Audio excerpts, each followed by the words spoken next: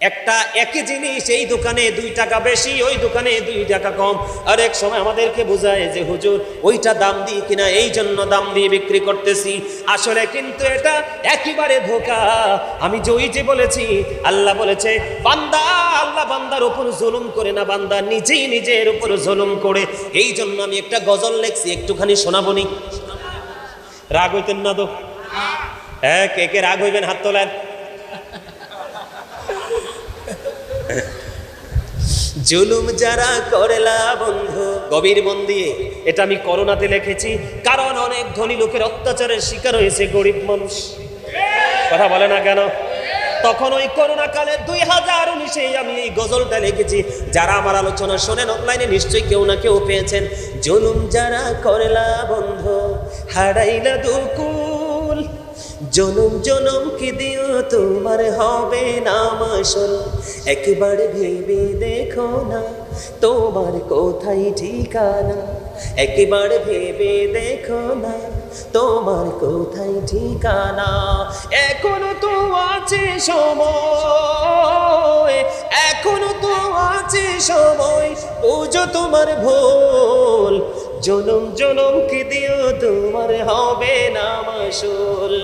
বৃষ্টি যখন আসে বন্ধু, শীতল মরুভূমি, ঠিক কিনা বলেন? এখনই তো বৃষ্টি এসেছে, পুরো পরিবেশটা ঠান্ডা হয়ে গেছে, ঠিক কিনা বলেন? এটা জাস্ট একটা মেসাল। পরের কথাগুলো খেয়াল করেন। বৃষ্টি যখন আসে বন্ধু, শীতল মরুভূমি, তওবা করো ক্ষমা পাবে বলে গেলাম আমি।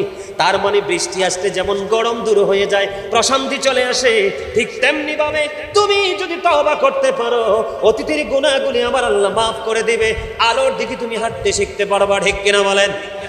বৃষ্টি যখন আসে বন্ধু, শীতল মরুভূমি, তওবা করো ক্ষমা পাবে বলে গেলাম আমি। তোমার জীবন মোহনা কোথায় সে তো জানো না, তোমার জীবন মোহনা কোথায় সে তো জানো না। ক্ষমা যদি না পাও বন্ধু, ক্ষমা যদি না পাও বন্ধু, পাবে না তো কুল। জনম জনম কি দিও তোমার হবে না মাসুল। মারহাবা। পরের কথাগুলো আরো মজার, অনেক লম্বা গজল, শুনবেন অনলাইন থেকে, শুনবেন বের করে। নীরব সময়, ক্যাশবেসের মধ্যে নয়, শান্ত সময়। আপনারা বলেন প্রত্যেকটা জায়গায় গেলে ঠকতে হয়, ঠিক কিনা বলেন? এটা হলো এক ধরনের জুলুম। কিসের জুলুম? আরেক ধরনের জুলুম হলো আপনাদের শহরে যখন গোডাউনে মাল ঢুকে, কি ঢুকে, আবার অনেক সময় অনেক কোম্পানির সাপ্লায়ার আছে না নাই? আছে, তাদেরকে আমরা বলি কাজের লোক, শ্রমিক। আরো জোরে বলেন না কেন? ও মসজিদের আওয়াজ দিয়ে কমে গেছে, আবার তা বড় হরিকো না, আরো বড় হরিকো। ঘুমাইলে হইতো না তো, দুনিয়া নষ্ট হয়ে যাচ্ছে। এই ঘুমেই কিন্তু আমাদেরকে শেষ করে দিচ্ছে। জাগ্রত থাকতে হবে, কন্টিনিউয়াসলি জাগ্রত থাকতে হবে, ঠিক কিনা বলেন? আরো জোরে। এবার আসেন, শ্রমিক কাজ করে কিনা আপনাদের এরিয়ায়? আরো জোরে। অনেক সময় ছোট ছোট নিম্ন শ্রেণীর দিনমজুর গুলো, তাদের বন্ধু পারিশ্রমিকও অনেক মহাজন দেয় না, সঠিক আছে না নাই? আরো জোরে বলেন, আছে না নাই? আমি আপনাদেরকে 2টা হাদিসের অংশ বিশেষ শোনাবো, 2টা, তাহলে বুঝে পারবেন। কারণ আমি কয়েকটা খণ্ডে টপিকস আকারে আজকের আলোচনা করব নিয়ত করে এসেছি। কারণ এমন একটা সাবজেক্ট আমাকে দেওয়া হয়েছে, একটা জায়গায় দাঁড়িয়ে থেকে শুধু আলোচনা করলে চলবে না, আর একটা জায়গায় বেশি বলতে থাকলে আপনারা ভুলেও যাবেন, মনেও থাকবে না। আরো জোরে বলেন, আছে না নাই? আমার রাসূল বললেন, হাদিস শরীফের মধ্যে এসেছে, গরিব কারারে। এবার সাহাবায়ে কেরাম উত্তর দিলেন, ইয়া রাসূলুল্লাহ, ইয়া হাবিবাল্লাহ, নবী গো, গরিব হলো যারা, তারা যাদের টাকা পয়সা ধন দৌলত কোনো কিছু নাই। আমার নবীজি বললেন, না না না, তাদেরকে গরিব বলা হয় না। প্রকৃতপক্ষে গরিব হবে ওরা রে, কারা? ওই মানুষগুলো দুনিয়াতে অনেকবার হজ করেছে, অনেক দান সদকা করেছে, অনেক কিছু করেছে, তবে লোক দেখানোর জন্য, সত্যিকারের মানুষকে খুশি করার জন্য নয়। ওই ধনী মানুষগুলো কাল হাসরের ময়দানে গরিব হয়ে যাবে, কারণ সে পরের হক বন্ধু মেরে মেরে কবরে গেছে। তার আগে কবরে আমি পড়ে যাই, আগে আমি আপনাদেরকে তার জানাজানি একটা মিসাল দিব। বন্ধুরে আমার, হাদিস শরীফের মধ্যে এসেছে আল্লাহর প্রিয় হাবিব সরকারে মদিনাকে ইনফর্ম করা হলো, ইয়া রাসূলুল্লাহ, ওই ব্যক্তিটা ইন্তেকাল করেছে, তার জানাজা আপনাকে পড়িয়ে দিতে হবে। আমার নবীজি সঙ্গে সঙ্গে জানিয়ে দিলেন, ও পাহাড়তলির মানুষ, ও চট্টগ্রাম পাহাড়তলির আমার ভাই, আমার বাবা গো, আমি আমার মা, আমি আমার বোনদেরকে হৃদয় দিয়ে ডেকে ডেকে বলছি, হৃদয়ের জানালা করে শোনো, এই জায়গাটা, ওই হাদিস শরীফটা অত্যন্ত সেনসিটিভ এবং গুরুত্বপূর্ণ।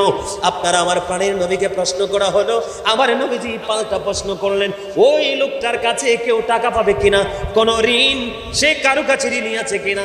এবার ডাকাবো, ইয়া রাসূলুল্লাহ, সে 1 দিরহাম মাত্র ঋণী আছে। কি তার মানে আমাদের বাংলা টাকায় 1 টাকা। কয় টাকা? আমি আমাদের দেশেরটা দিয়ে বুঝাচ্ছি, কয় টাকা?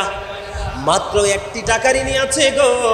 আবার নবীজি ডাক দিয়ে বললেন, না না না না না না, তার জানাজা আমি নবী পড়াবো না।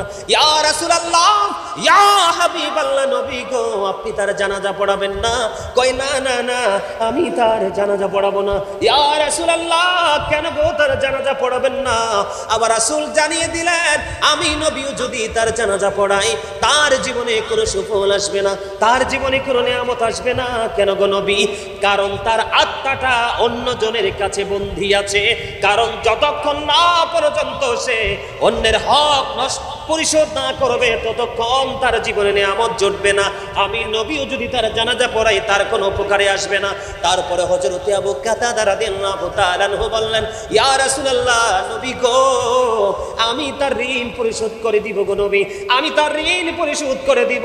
আমার নবীকে এই কথা বলার পরে যখন কাতাদা রাদিয়াল্লাহু তাআলা আনহু ওই ব্যক্তিটাকে, মৃত ব্যক্তিটাকে ঋণ মুক্ত করার প্রতিশ্রুতি দিলেন, তারপরে আমার নবী তার জানাজা পড়িয়ে দিলেন। আমার ওয়াজ কি আপনাদের কাছে মজা লাগে না? লাগে? লাগে তো সুবহানাল্লাহ তো স্লো হলে হবে না, হাসতে হাসতে ফ্রি মোডে সুবহানাল্লাহ বলতে হবে। আপনারা যে ফ্রি আছেন এটা আমাকে বুঝাইতে হবে, না হয় আমি হুট করে বলে ফেলবো যে আমার ওয়াজ শেষ। কথা বলেন না কেন? ওয়াজ কি বুঝতে পারছেন কিনা? আমি ক্লাস করাচ্ছি আপনাদেরকে দুনিয়ার শান্তি, পরকালের মুক্তির জন্য। কিসের জন্য? কিসের জন্য? আমার মাইক দেওয়ার কথা ছিল 10টায়, আমি মাইক পাইছি 11টায়। আমি জাস্ট 12টায় নেমে যাওয়ার কথা, কারণ আমি সিদ্ধান্ত করছি 1.5 ঘন্টা আলোচনা করবো আর আধা ঘন্টা মিলাদ কিয়া মুনাজাত দিয়ে নেমে যাব।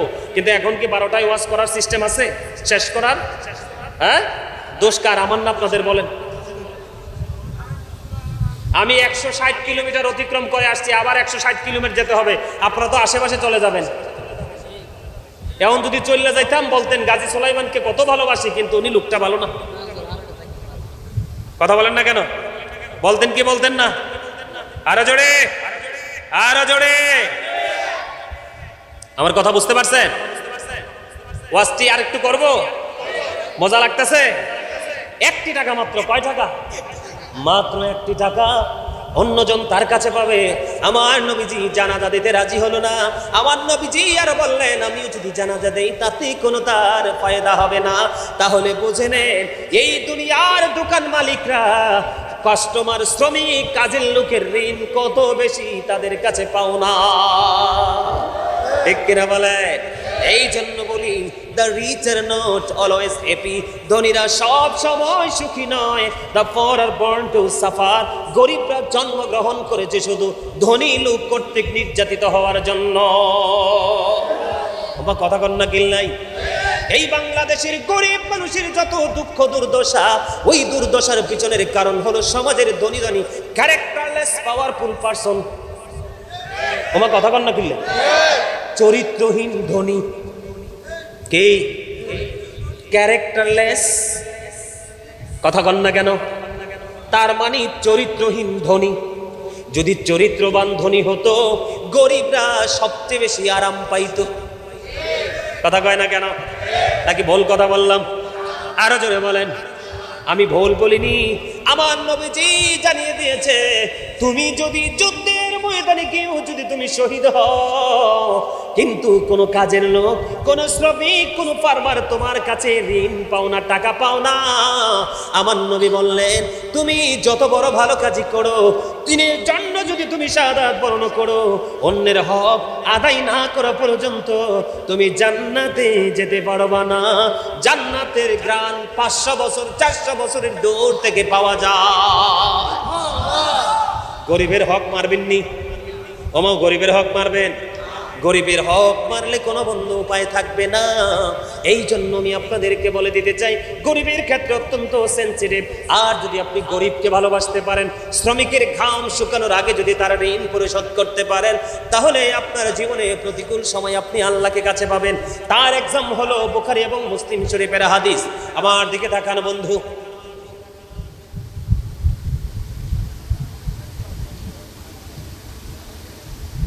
এই কালামিয়া,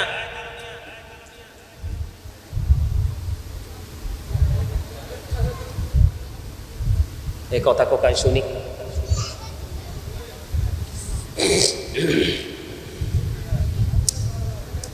অত্যন্ত গুরুত্বপূর্ণ হাদিস, আপনারা মনটা দিয়ে শুনবেন। এদিক তাকান। 3 জন লোক ভ্রমণ করতে গেলেন, বুখারী শরীফের হাদিস। ভ্রমণ করতে করতে করতে করতে বন্ধু তারা সন্ধ্যা হয়ে গেল। পাহাড়ের গুহার মধ্যে ঢুকে গেলেন। কোথায়? পাহাড়ের গুহার মধ্যে ঢুকে গেল। পাহাড়ের গুহার মধ্যে ঢুকতে দেরি, ওই পাহাড়ের চূড়া থেকে বিশাল বড় এক পাথর বন্ধু ধসে পড়েছে তাদের প্রবেশ মুখে। মানে যেই জায়গা দিয়ে গুহার মধ্যে ঢুকেছে ওই দরজা বরাবর বিশাল পাথর। এখন এত বড় পাথর বন্ধু ধসে পড়েছে, এখান থেকে কোনোভাবেই তারা বের হতে পারছে না। হাদিস শরীফের মধ্যে এসেছে, যেই 3 জনে পাথরের বিপদের মধ্যে পড়েছে, পৃথিবীর কোনো শক্তি নাই, আল্লাহ রাব্বুল আলামিন পারে তাদেরকে এই বিপদ থেকে মুক্তি করতে। এবার 3 জন ভিতরে বসে বসে চিন্তা করলেন, কি করা যায়, এখন কি করব, এখন আমাদের কি করা উচিত? পৃথিবীর কোনো মানুষও তো জানে না এই গভীর পাহাড়ের ভিতরে আমরা বিপদগ্রস্ত হয়ে আছি, একমাত্র এই বিপদের খবর জানে আমার আল্লাহ। এখন 3 জন লোক, কয়জন? 3 জন লোক। বন্ধু তারা 3 জন মিলে পরামর্শ করলো, তারা 3 জন মিলে বুদ্ধি করলো, আমরা তো 3 জন মানুষ, আমরা 3 জন মানুষ একটা বুদ্ধি করতে পারি। আমাদের জীবনের স্পেশাল আমল, কিসের আমল? আমাদের জীবনের স্পেশাল আমলের উসিলা দিয়ে আল্লাহর কাছে দরখাস্ত করব, ওগো আল্লাহ, ওই দিনেই গুরুত্বপূর্ণ আমল আমরা করেছিলাম, ওই আমলের বিনিময়ে আজকে বিপদ থেকে বাঁচাও। জোরে বলুন না সুবহানাল্লাহ। তাদের ইমানি পাওয়ার কত দেখছেননি? ইমানি জজবা কত দেখছেননি? বন্ধু আমি আপনাদেরকে বলে দিতে চাই, আপনারা গভীর মন দিয়ে শুনবেন। এই 3 জন লোকের মধ্যে প্রথম জন, এটাও কিন্তু জুলুমের অন্তর্ভুক্ত, কারণ সন্তান কর্তৃক বাবা মা নির্যাতিত হচ্ছে বর্তমানে বেশি বেশি। বিশেষ করে যেই ছেলেটা রিক্সা চালায়, যেই ছেলেটা দিনের বেলা মাটি কেটে দিন মজুর, ওরা কখনো মা বাবার কলিজায় আগুন দেয় না, বাবা মার কলিজায় আগুন দেয় ওই সমাজের শিক্ষিত ছেলেরা। কথা বলেন না কেন? যাদেরকে বাবা মা না খাইয়া বন্ধু বড় বড় অফিসার বানাইছে, ঠিক কিনা বলে? এর মধ্যে প্রথম জন আল্লাহর কাছে দরখাস্ত করলেন, ওগো আল্লাহ, ওই দিন আমি আমার বাবার সাথে মিষ্টি আচরণ করেছিলাম, ভালো আচরণ করেছিলাম, তুমি আল্লাহর দিদারের আশায়, আল্লাহ তোমার সন্তুষ্টির জন্য। ভালো কাজটা কি জানেননি? ভালো কাজটা হলো বন্ধু, ওই লোকটা, প্রথম লোকটা, তিনি ছিলেন একজন কাঠুরিয়া। তিনি কাঠ কেটে কেটে জীবন জীবিকা নির্বাহ করতেন। তিনি একদিন কাঠ কাটতে গিয়ে পাহাড়ে দেরি হয়ে গেল। দেরি হয়ে যাওয়ার পরে কাঠ কেটে তিনি বাড়িতে আসলেন। আসার পরে দেখলেন বাবা মা ঘুমিয়ে গেছে। তার একটা দুধের পশু ছিল যার দুধ দহন করত। এই দুধ দহন করার পরে বাবা মাকে খাওয়াইতো। কিন্তু তিনি আজকে এসে দেখলেন বাবা মা ঘুমিয়ে গেছে, ওই পশুর দুধ দহন করতে পারলো না। তিনি পশুর দুধ দহন করলেন। দুধ দহন করার পরে পাত্রটা হাতে নিয়ে দাঁড়ায় রইলেন। ওই দুধ দহন করার পর ওনার সন্তান এসে ডেকে ডেকে বলে, বাবা গো, তুমি দুধ দহন করেছো, আমাকে একটুখানি দুধ দাও, আমি দুধ পান করবো। কিন্তু ওই কাঠুরিয়া ডেকে ডেকে বলে, না না না, আমি প্রতিদিন দুধ দহন করার পরে আমি সবার আগে আমার মা বাবাকে খাইয়ে দেই। আজকে এসে দেখলাম আমার মা বাবা ঘুমিয়ে গেছে, তুমি আমার সন্তান হতে পারো, কিন্তু আমি আমার বাবা মাকে দুধ না খাওয়াইয়া আমি তোমাকে দুধ দিতে পারবো না। জোরে জোরে কন্যা সুবহানাল্লাহ। আর এখনকার ম্যাক্সিমাম সন্তান মা বাবা দেখবে এই জন্য লুকাইয়া বিবির কাছে দেয়। আর বিবি আনছে একটা ছোট লোকের বাচ্চা ধরে, মাকে বাবাকে শ্বশুর শাশুড়িকে না দিলে সেই বিবি বেশি খুশি। আছে না নাই? আর জোরে। কিন্তু ওই রাখালিয়া, ওই কাঠুরিয়ার চিন্তা দেখেন। ও বন্ধু, দেখতে দেখে রাত্র পার হয়ে গেল, ফজরের আজান হয়ে গেল। এবার বাবা মাকে দুধ দহন করলেন, দুধ পান করালেন। আজকে ছেলেটা এত বড় বিপদে পড়ে আছে, আল্লাহর কাছে দরখাস্ত দিলেন, ওগো আল্লাহ, সেই দিন যে বাবা মার সাথে আচরণ করেছিলাম, ওই আচরণ একমাত্র তুমি মাওলার খুশির জন্য করেছিলাম। ওই দিনের আমল যদি তোমার কাছে পছন্দ হয়ে থাকে, তাহলে তুমি আজকে আমাকে এই বিপদ থেকে উদ্ধার করো। তার দরখাস্ত শেষ হইতে দেরি হাদিস শরীফের মধ্যে এসেছে। এবার নজর দিয়ে চাইয়া দেখলেন আল্লাহর কুদরতে একটুখানি পাথরটা সরে গেছে। কিন্তু হাদিস শরীফের মধ্যে এসেছে মানুষ বের হওয়ার ব্যবস্থা এখনো হয় নাই, মানে লোকগুলো যে বের হবে এই পরিবেশ এখনো তৈরি হয় নাই। এবার দ্বিতীয় জনের পালা। ও বন্ধু, আমি আপনাদেরকে আজকে বলে রাখি, পৃথিবীতে যখন যে জায়গাগুলো আল্লাহর গজব যখন আসবে, পৃথিবীতে সবার আগে বন্ধু শহরগুলো ধ্বংস হবে। কি আগে ধ্বংস হবে? শহরগুলো আগে ধ্বংস হবে। আমি আপনাদেরকে বলি, শহরের মধ্যে বাবা মাকে বাসা থেকে বের করে দেয় ম্যাক্সিমাম সন্তান। আমার কথা একমত হবেন কিনা জানি না, তবে চিরন্তন সত্য। আপনি দেখেন শহরের মধ্যে বন্ধু অন্ধকারাচ্ছন্ন পরিবেশ, অলিগলিতে ভরা। ওই শহরের মধ্যে বন্ধু সাধারণ কোনো মানুষকে দূর থেকে এসে হত্যা করে চলে যায়। আছে না নাই? অনেক বেওয়ারিশ লাশ পাওয়া যায় কি যায় না? এবার আসেন শহরের মধ্যে ম্যাক্সিমাম বন্ধু অলিগলিতে আনাচে কানাচে, শহরতলিতে অথবা শহরের অট্টালিকায় অথবা শহরতলিতে অলিগলিতে বস্তিতে আনাচে কানাচে অনেক বেশি জিনা ব্যভিচার সমকামিতা তৈরি হয়। শহরের মধ্যে সবচেয়ে বেশি মানুষ, ধনী মানুষ, শক্ত থাকে, শক্ত মনা থাকে, অহমিকা থাকে, অহংকার থাকে। শহরের মধ্যে সবচেয়ে বেশি পরের হাক মানুষ মারে। কথা বলেন না কেন? এমনি করে করে সবগুলো এক্সপ্লেন করতে পারবো না, আপনারা একটু আইডেন্টিফাই করবেন আমার কথাগুলো ঠিক আছে কিনা। বন্ধু, আমি আপনাদেরকে বলে দিতে চাই, বন্ধু, দ্বিতীয় জনটা হলো ওই ব্যক্তি, উনি ওনার চাচাতো বোনকে ভালোবাসতেন। কি করতেন? চাচাতো বোনকে ভালোবাসতেন। ওই মেয়েটা অত্যন্ত যুবতী ছিল। ওই মেয়েটার সাথে সে দৈহিক মেলামেশার চেষ্টা বহুত আগে থেকে করতেছে, কোনোভাবে মেয়েটা তাকে সুযোগ দিচ্ছে না। যখন একটা সময়, তৎকালীন সময়ে দুর্ভিক্ষ শুরু হয়ে গেল, ওই মেয়েটাকে 200 দিরহাম দিলেন। কত দিরহাম? 200 দিরহাম দিলেন। ওই দ্বিতীয় ব্যক্তি আজকে যিনি পাহাড়ের মধ্যে বিপদে পড়ে আছে, 200 দিরহাম দিয়ে দিলেন। দেওয়ার পরে এর বিনিময়ে মেয়েটাকে সে কাছে চাইলেন ফিজিক্যাল মিলেমিশার জন্য। ঠিক মেয়েটার উরুর কাছাকাছি যখন ওই 2 নাম্বার লোকটা আজকে যিনি বিপদে, উনি যখন মেয়েটার কাছাকাছি চলে গেল, মেয়েটা একটা ডাক দিয়ে বললেন, হে যুবক, তুমি যেখানে আছো সেখানেই থামো। আওয়াজ তুলে কন্যা সুবহানাল্লাহ, আর জোরে বলেন না সুবহানাল্লাহ। আর এখনকার যুগের নষ্ট মেয়েরা, বন্ধু, 3টা 4টা 5টা বাচ্চার মায়েরও সংসার নষ্ট করে ফেসবুকে বেগানা পুরুষের সাথে আড্ডা দিয়ে। কথা বলেন না কেন? এটাও সবচেয়ে বেশি হয় শহরে। এটাও সবচেয়ে বেশি হয় শহরে, অলিতে গলিতে, 3 রাস্তার মোড়ে, পার্কে। কারণ শহরে কেউ কাউকে পরোয়া করে না, সবাই বলে আমি যেমন তুমিও তেমন। কথা বলেন না কেন? কিন্তু ওই মেয়েটা অত্যন্ত গুরুত্বপূর্ণ আলোচনা বন্ধু। পাহাড়তলির মানুষ গত বছর আমার প্রতি যেই ভালোবাসা দেখিয়েছে, এই জন্য আমি নিজে থেকে এই আলোচনাগুলো নিয়ে এসেছি। কারণ আমি আজকে যে আয়াত তেলাওয়াত করেছি, আলেমরা বুঝতে পেরেছে আমি একটা আয়াত তেলাওয়াত করেছি। আল্লাহ বলেছেন, ইয়া আইয়ুহাল্লাযীনা আমানু কু আনফুসাকুম ওয়া আহলিকুম নারা। আমার আল্লাহ বলেছেন, O believers, save yourself and your families from the fire. আল্লাহ ইমানদারকে ডেকে বলেছেন, তুমি জাহান্নাম থেকে বাঁচো এবং তোমার পরিবারকেও জাহান্নাম থেকে বাঁচাও। আমি আজকে আপনাদের কাছে এসেছি আপনাদেরকে বাঁচানোর জন্য। আওয়াজ তুলে বলেন আমিন, আরো জোরে বলেন আমিন। বন্ধুরে আমার, আমি আপনাদেরকে বলে দিতে চাই, এবার কি করলো দেখেন। ওই ছেলেটা যখন মেয়েটার একবারে উরুর কাছাকাছি চলে গেলেন, এটা কিন্তু সিহাসিত্তার অন্যতম হাদিস গ্রন্থ বুখারী শরীফ থেকে এসছে হাদিস খানা। এবার মেয়েটা বললেন, এই যুবক, তুমি যেখানে আছো সেখানে থামো, আর একটু আমার দিকে এগোবে না। কেন রে, কেন তোমার কাছে আমি এগোবে না? এবার মেয়েটা ডাক দিয়ে বললেন, আমাকে যিনি বউ করে ঘরে নিয়ে যাবে, আমার সতীত্ব, আমার ইজ্জত রক্ষা করার দায়িত্ব আমার স্বামীর জন্য, এটার হক যিনি আমার স্বামী হবে একমাত্র তিনি।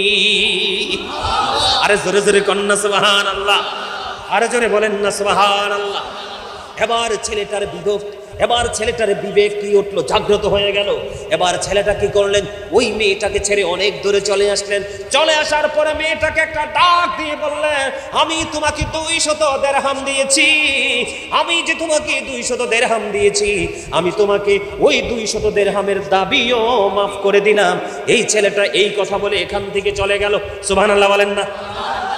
এই ছেলেটা যখন যুবতী মেয়েটাকে ছেড়ে যখন চলে গেল, ওই ছেলেটা আজকে বিপদে পড়েছে। ওই যে 3 জনের মধ্যে দ্বিতীয় আল্লাহর কাছে দরখাস্ত করার প্রার্থী, এবার এই ছেলেটা আল্লাহর কাছে দরখাস্ত করে দিলেন, ওগো আল্লাহ, ওই দিন আমি সুযোগ পেয়েছি, সুযোগ পাওয়ার পরেও আমি একেবারে নির্জনে মেয়েটাকে কাছে পেয়েছিলাম, আমি চাইলে যা ইচ্ছা তাই আমি করতে পারতাম, একমাত্র তুমি মালার সন্তুষ্টির জন্য আমি ওই সুযোগ পাওয়ার পরেও আমি মেয়েটাকে ছেড়ে চলে এসেছি। ওই দিনের এই আমল যদি তোমার কাছে বেশি পছন্দ হয়ে থাকে গো, তাহলে আজকে আমাকে ওই ভয়ঙ্কর বিপদ থেকে বাঁচাও। এই দরখাস্ত শেষ করতে দেরি, এবার চাইয়া দেখে হাদিস শরীফের মধ্যে এসেছে, পাথরটা আরো একটুখানি আল্লাহর কুদরতে অটো সরে গেছে, কিন্তু এখনো বের হওয়ার রাস্তা তৈরি হয় নাই। জোরে জোরে কন্যা সুবহানাল্লাহ। এরপরে বন্ধু, এবার হচ্ছে আপনাদের ওয়াজ, মূল ওয়াজ, কারণ এটার অপশনে 3টা। 3 নম্বরে আমি চলে এসেছি। 3 নম্বর জন যিনি, ওনার কেমন চরিত্র ছিল জানেননি? উনি এক মালিক ছিলেন, উনি মহাজন ছিলেন। ও বন্ধু, তিনি মালিক ছিলেন, ওনার আন্ডারে অনেক শ্রমিক কাজ করত। কি করত? অনেক শ্রমিক কাজ করত। অনেক শ্রমিক কাজ করতে গিয়ে একদিন একজন শ্রমিক তার বেতন না নিয়ে চলে গেল। এখান থেকে আজকে ওই পাহাড়তলির সমস্ত ব্যবসায়ী, এই পাহাড়তলির সমস্ত মানুষের জন্য এইটুকুই যথেষ্ট, আর বেশি ওয়াজের প্রয়োজন নেই। ওই তৃতীয় ব্যক্তি, তিনার চরিত্রটা কেমন ছিলেন? তিনি ছিলেন এক সময়ের বড় মহাজন। ও বন্ধু, ওনার আন্ডারে অনেক শ্রমিক কাজ করত।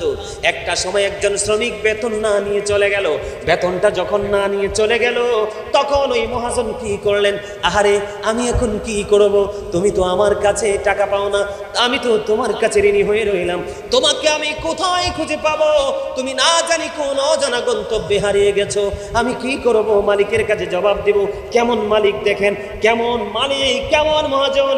তিনি কি করলেন, ওই যে শ্রমিকের টাকাটা, ওই টাকাটা দিয়ে তিনি পশু কিনলেন। কি কিনলেন? পশু কিনলেন। বন্ধুরে আমার, এই পশু বড় হলো, ছোট্ট পশুটা বড় হতে থাকলো। একদিন এটা মা হয়ে গেল, মা হওয়ার পরে বাচ্চা দিল, ওই বাচ্চাটা আবার মা হলো, আবার মা বাচ্চা দিল। এমনি করে করে মা, বাবা, দাদা, দাদি, নাতি, পতি, এরম করতে করতে করতে করতে অনেক সময় পরে ওই শ্রমিক একদিন হঠাৎ করে মালিকের কাছে চলে আসলো। মালিকের কাছে এসে ডেকে ডেকে বলছে, মালিক, আপনার মনে পড়ে কি, আমি তো আপনার কাছে একটু পারিশ্রমিক পাবো, আমি আপনার কাছে একটু বেতন পাওনা আছি, আমার বেতনটা দয়া করে দিবেন কি?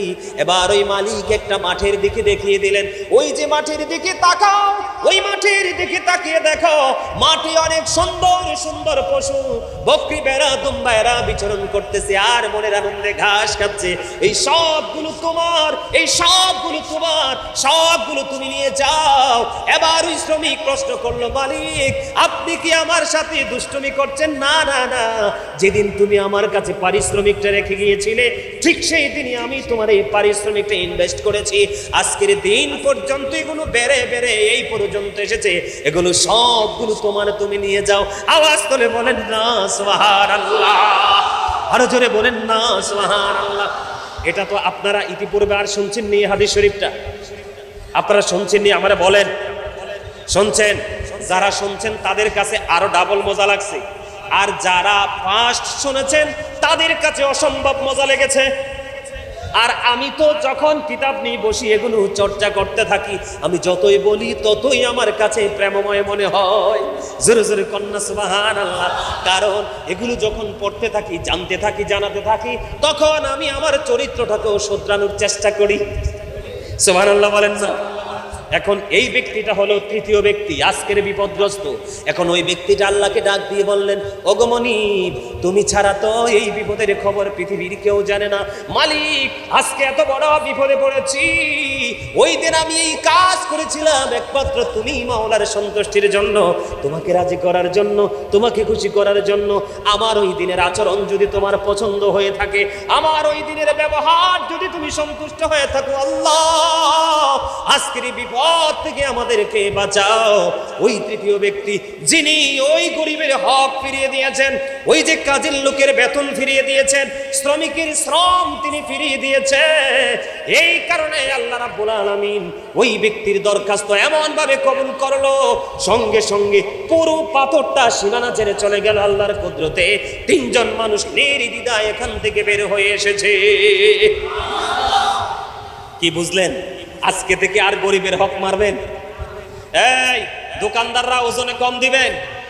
আল্লাহর হাবিব বলছেন, তোমরা যদি আমার সত্যিকারের উম্মত হয়ে থাকো, তাহলে তোমরা দোষ ত্রুটি দেখাইয়া বেচবা। কে? আর যদি দোষ ত্রুটি গোপন রেখে বিক্রি করো, তাহলে এখান থেকে তোমাদের বরকত সব আল্লাহ রাব্বুল আলামিন উঠিয়ে নিয়ে যাবে। তোমরা এখান থেকে কোনো বেনিফিশিয়ারি হতে পারবে। কি বুঝলেন? এবার হাসরের মাঠে একটুখানি যাবেননি আমার সঙ্গে? একটুখানি হাসরের মাঠের দিকে যাইতে হবে বন্ধু। গভীরভাবে খেয়াল করেন। এই যে একটু আগে বলেছিলাম যে অনেক নামাজি, অনেক বড় হাজি, অনেক বড় দানবী কাল হাসরের ময়দানে একেবারে মিসকিন হয়ে যাবে। এই মানুষটা কে, কেন হবে জানেননি?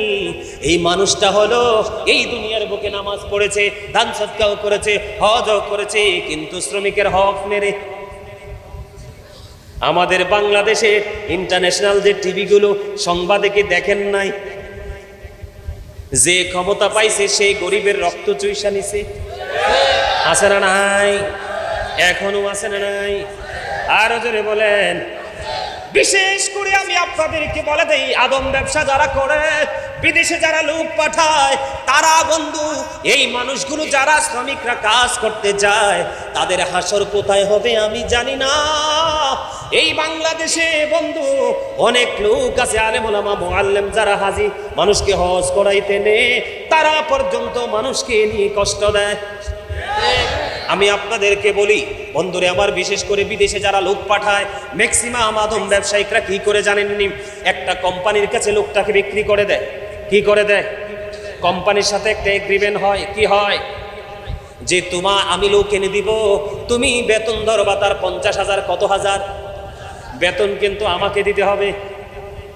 বেতন 50,000 দিবে, যিনি কাছে রেখে দেবে 30,000, আর যিনি কাজ করতেছে তাকে দিবে 20,000। সত্যিকার অর্থে হকের মালিক কে? বলেন না। শ্রমিক কে মালিক? যিনি কাজ করছে সে না? আরো জোরে বলেন। আমাদের দেশে সমস্যার শেষ নাই। বিশেষ করে রমজান মাস আসলে অনেক হাফেজ সাহেবদেরকে নিয়ে মসজিদ কমিটি ব্যবসা করে। আমার কথা কয় না কিল্লাই? আরো জোরে, আরো জোরে। আজকে কয়েক বছর যাবত এই যে হাফেজ সাহেব তারাবি পড়ায়, কষ্ট কিনা? ওমা কথা কন না কিল্লা? বাবারে বাবা, কোরআন তেলাওয়াত যখন শুরু করে তার সিনাটা শুকাই আসে। কথা কন না কেন? কিন্তু 2-3 মিলে ওই হাফেজ সাহেবকে নিয়োগ দেয়। ও বন্ধু, মসজিদ কমিটি সবাই মিলে দিয়েছে 1 লক্ষ টাকা। হাফেজ সাহেব পাইছে মাত্র 40,000, বাকি 60,000 মেরে দিয়েছে অনেক মসজিদ কমিটি।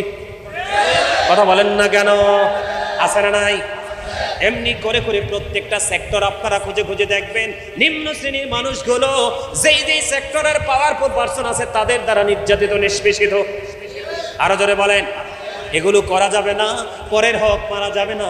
তার নাম দিয়ে সুযোগ আপনি নিতে পারবেন না। সুযোগ নিতে হলে তাকে বুঝিয়ে তাকে মত করে নিতে হবে। ঠিক কিনা বলেন? সবচেয়ে বড় কথা হলো বন্ধু, আপনি যে হক মারছেন, গরিবের হক মারছেন, এখন হাসরের ময়দানে আপনাকে তো তার হক পরিশোধ করতে হবে। ওখানে সোনা গয়না, বাড়ি গাড়ি, দ্বন্দ্ব হলো কোনোটাই কাজে লাগবে না। আপনি তার ঋণ পরিশোধ করতে হলে আপনার জীবনে যেই পরিমাণ নেক দিলে ঋণ পরিশোধ হবে, ওই পরিমাণ ঋণ নেক নেক আপনাকে দিতে হবে। এখন আপনি মনে করবেন আমলনামা খুঁজে দেখা গেল আপনার আমলনামার মধ্যে ঋণ পরিশোধ করার মতো কোনো নেক নাই, আমল নাই। এখন আপনি কি করবেন? আল্লাহর হাবিব বলে দিয়েছে রে, এখন তোমার করণীয় হলো ওই তাকে যেহেতু নেক দিয়ে তুমি ঋণ পরিশোধ করতে পারছো না, তুমি তার কাছ থেকে সেই পরিমাণ পাপ নিয়ে আসো। তার মানে তুমি দুনিয়ায় ছিলে বড় হাজী সাহেব, তুমি দুনিয়ায় ছিলে বড়। এখন বর্তমানে আপনাদের শহরে হয় কিনা জানি না, শহরে যদি বড় বড় বাড়ি করে কি করে, বিশাল বিশাল অবকাঠামো হয় কি হয় না, আপনি দেখবেন নেতা কিন্তু এসি রুমে বসে রয়েছে। কোথায়? আমার কথা কয় না, নেতা কোথায় বসা? এসি রুমে বসা। চেহারা মনে হয় যে টিউবলাইট, কিন্তু ভিতরে একেবারে শয়তানি। কথা কন না কেন? নেতা এসি রুমে বসে আছে, একটা মানুষ 20 বছর সাধনা করে শহরের মধ্যে 1 ঘন্টা জায়গা কিনছে। কথা কন না কেন? আত্মীয় স্বজন পাড়া পড়োশি শুভাকাঙ্ক্ষী থেকে টাকাগুলো নিয়ে 1 তলা ভবন বানাবে। এখন 3 ভাগ করে দেবে যে তুই যাইয়া বল আমি বালু দিব। আমার কথা কয় না? আমার মনে হয় আপনাদের চট্টগ্রাম শহরে নাই এগুলো।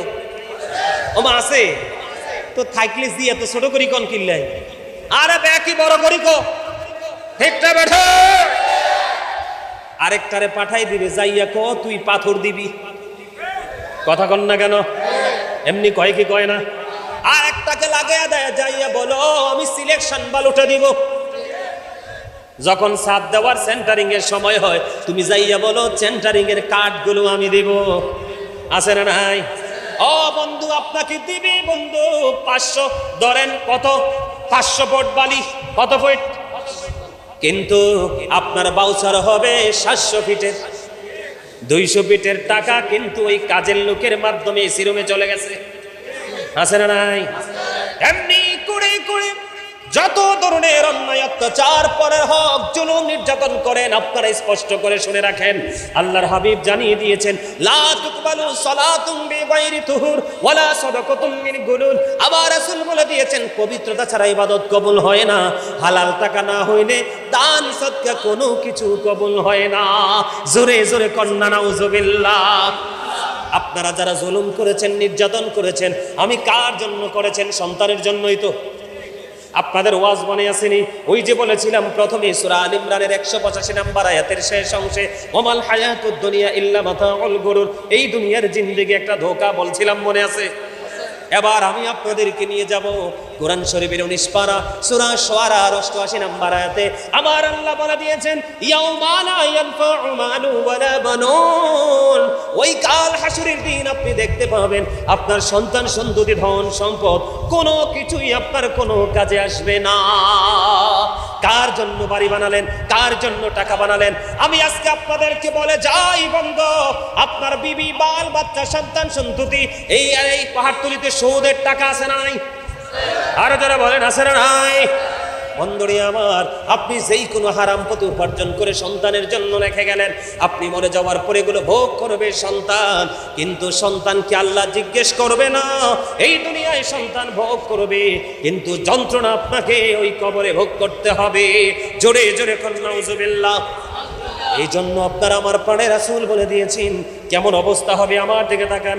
আপনি ঋণ পরিশোধ করতে পারছেন না, নেক আমল দিতে দিতে সব আপনার শেষ হয়ে গেল, এখনো পর্যন্ত আপনার পাওনাদার বাকি আছে। আপনাকে কি করতে হবে? তার থেকে গুণ আনতে হবে। তার মানে আপনার আমলনামা একেবারে পাপে পরিপূর্ণ হয়ে যাবে। আর যেই দুনিয়াতে যেই মানুষটা লাঞ্ছিত হয়েছে, অপমানিত হয়েছে, লজ্জিত হয়েছে, নির্যাতিত হয়েছে, ওই মানুষটা বিনা হিসাবে জান্নাতে চলে যাবে। তার আমল ছিল অল্প, কিন্তু নির্যাতনের প্রতিবাদ দুনিয়াতে করতে পারে নাই। এগুলো তার যারা নির্যাতন করছে তাদের থেকে ফয়সালা করে আমার আল্লাহ তাকে জান্নাত পর্যন্ত পৌঁছে দিয়েছে। জোরে জোরে কন্না নাউজুবিল্লাহ। আরো জোরে বলেন নাউজুবিল্লাহ। ওয়াজকে বুঝতে পারছেন নি? আরো জোরে বলেন। আমার কথা বুঝতে পারছেন নি?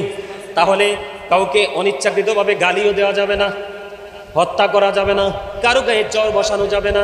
কথা কি বুঝতে পারছেন? কোনো ধরনের অন্যায় করা যাবে না। তবে আপনার জীবনে আমল যদি কম করেন, আপনার জান্নাতে যাওয়ার সম্ভাবনা আছে। তবে পরের হক, পরের প্রতি যদি আপনি ঋণী থাকেন, কোনোভাবে আপনি নাজাতে পাওয়ার সুযোগ নাই। জোরে কন্না নাউজুবিল্লাহ। আল্লাহর হাবিব বলেছেন গাছের ডালা কি, কথা বলেন না কেন, একটা একটা গাছের ডালার হক, কিসের হক? তার মানে এক্সাম্পল দেই সহজে, ধরেন আমার চাচার কাঁঠাল গাছ আছে, কি আছে? আজকে বৃষ্টি না, বৃষ্টির ছাগলের কিন্তু কাঁঠাল গাছ খুব পছন্দ, জানেননি এটা? কাঁঠাল পাতা কিন্তু ছাগল খুব মজা করে খায়, আমরা যেরকম পোলাও খাই না মজা করে গোস্ত দিয়ে, এই ছাগল কিন্তু কাঁঠাল গাছ কাঁঠালের পাতা খেতে পছন্দ করে, খুব পছন্দ। চাচার ধরেন কাঁঠাল বাগান আছে, এই যে বৃষ্টি নামছে, আমি আমার বকরিগুলো নিয়ে কোথায় যাব? ছাগল কিন্তু বৃষ্টি সহ্য করতে পারে না, জানেননি এটা?